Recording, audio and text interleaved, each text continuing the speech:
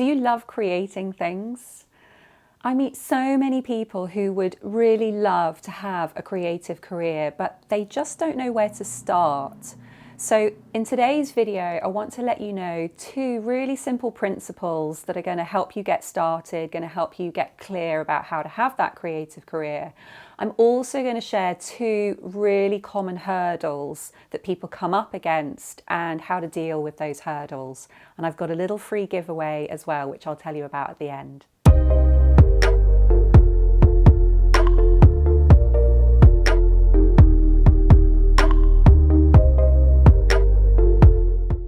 The first principle involves looking at value.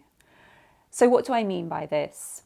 Well, as a species, we evolved making things. We made fire, for example, and this impulse to make stuff was an impulse to improve our lives. It was an impulse to survive. It was an impulse to express ourselves. We might have made clothes, we might have made things to keep us warm. And so it's to really understand that part of this value behind having a creative career involves that very automatic desire that we have as humans, that we want to make things that will improve our lives. We want to make things that are going to be useful, that are going to really stretch our imagination.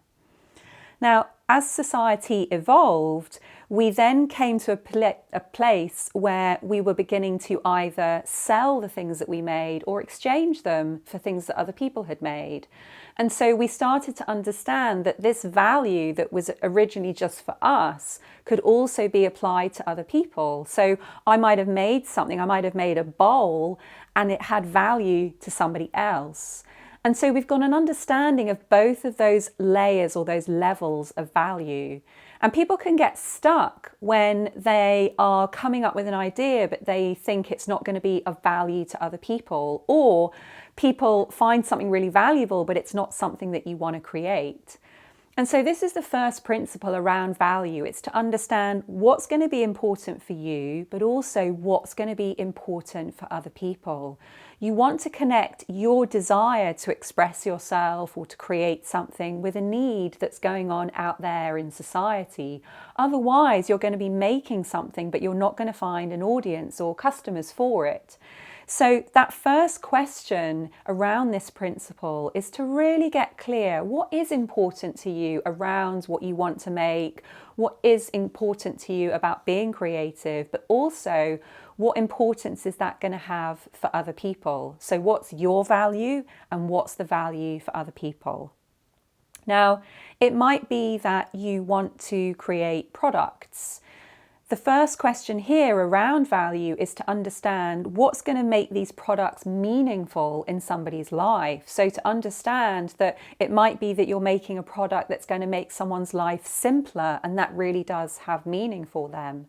One of my clients runs an ethical fabric company, and her meaning is around sustainability. So she really believes that for every extra person who's making their own clothes, that's a real leap towards having a sustainable planet.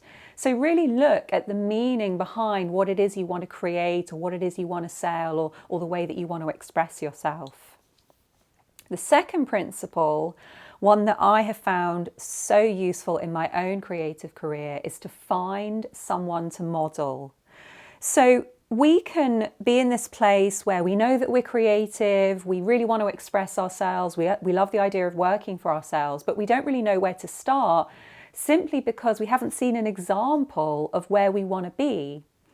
I remember several years ago, I was managing a retreat for writers. I had trained as a life coach, and I always loved the idea of having my own business, but I couldn't really see how to make that happen. I just thought I was always going to have to work for other people, even though that's not what I wanted. I knew that I was a very creative person. I loved public speaking. I loved performing. I loved the idea of making videos. This was way before I had my YouTube channel, but I just didn't really know how to make it work. And then one evening after a breakup and my partner broke up with me, I was really, really upset. And I remember going onto YouTube, and it was actually one of the first times I'd really used that platform, and just putting into the search term life coaching, because I thought I just need to watch some videos that are going to make me feel better. And I came across an amazing woman called Marie Forleo.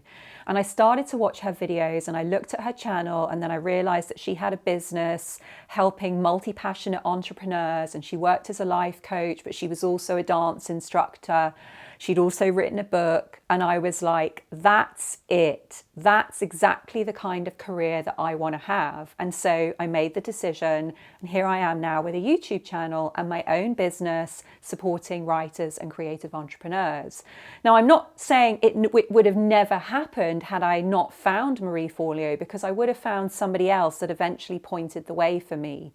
But until you've got someone that's doing something similar to what you want to do, you've got no idea of the steps that you're going to need to take to get there. So that second principle is to start looking at what others are doing. So you've got an area of some of the creative pursuits that you want to be involved in. Start searching and start looking to see what are other people doing who are having a career based on these gifts or these skills.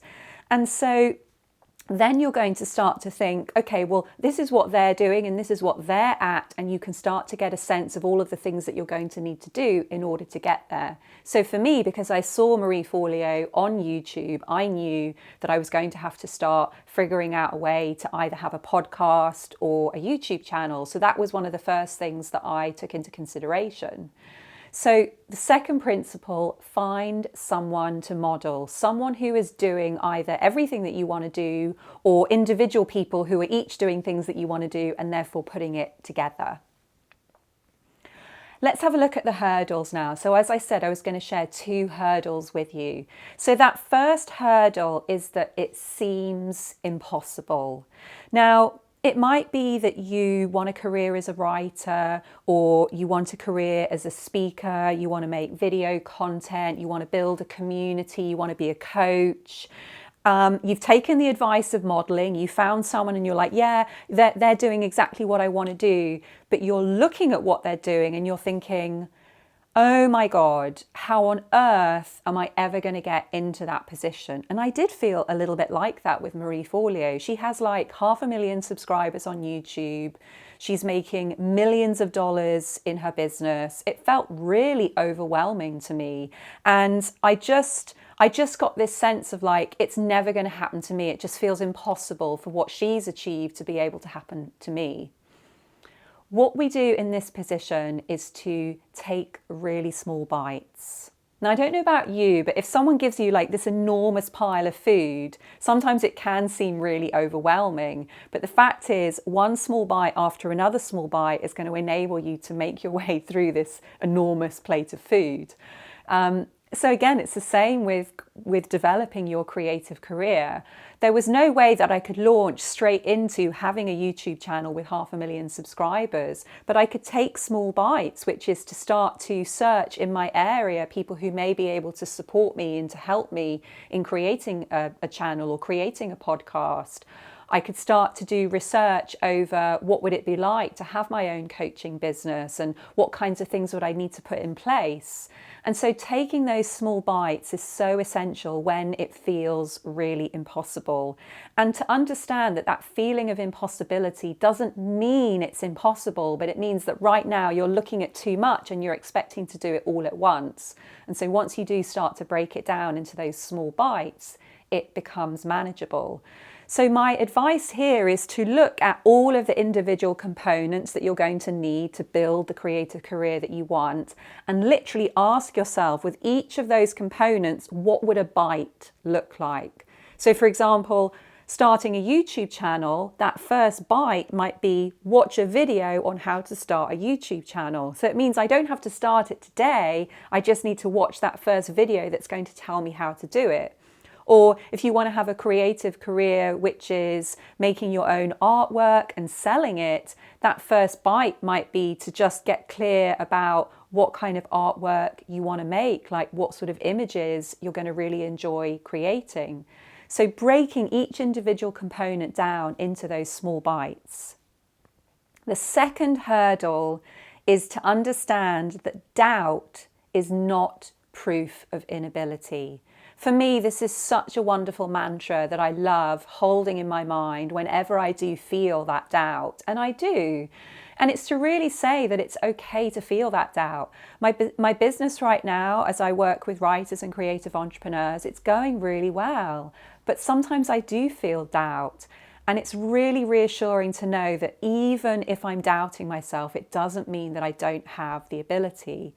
And this can really stop us taking action. So if we take my coaching business as an example, I really felt at the beginning that I wasn't able to run my own business. But I knew, because of my training as a life coach and because of my training as a neuro-linguistic programmer and all the understanding I have around neuroscience, I know that the mind wants to keep me doing exactly the same thing today as I did yesterday. And that's what doubt is. It's your mind's way of saying, are you sure that you want to step out and do something new? Because that's really risky and I'm really afraid of doing anything new. The mind simply wants for you to survive. And so when we understand that that's all that doubt is, doesn't mean that you're not able. It is simply your mind saying, wait a second, are you sure that you want to do this? I'm afraid. What if we die? And so again, it can be really, really useful to just simply know that. Now, for me, what I did was to just get really clear about what I could do. So here I was wanting to have my own business, wanting to work online with writers and creative entrepreneurs. And I just came to my absolute most basic, what do I know that I can do? And I thought, well, I know that I can do a one-to-one coaching session, and I know that those coaching sessions really leave my clients feeling great, and I know that's something that I can do. So that's what I focused on. I put my focus on the things that I knew that I could do so that I was able to have a little bit of confidence. And then what that showed me was that I was able to take action even if I didn't quite feel that I was good enough or that I was able. And again, that was a really huge breakthrough for me, because it basically showed me that even if I don't feel able, it doesn't mean that I can't do what I want to do. And so again, I really want to share that with you to say that even if you don't feel that you're able to do what you want to do, it doesn't mean that you can't do it. It doesn't mean that you can't start taking action. So there we go, my friends. Couple of ways to start giving you clarity about how you can begin to develop a creative career, and two really common hurdles that I find many of my clients are struggling with.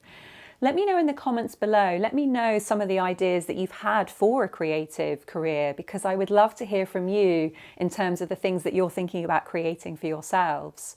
And if you like the idea of being able to create and live and earn just the way that you want, you may want to grab my free masterclass. There's a link below. It's on offer. It's totally free at the moment. Fill in your details and you'll be able to start watching it today. And I look forward to seeing you on the sofa next Monday. Take care till then.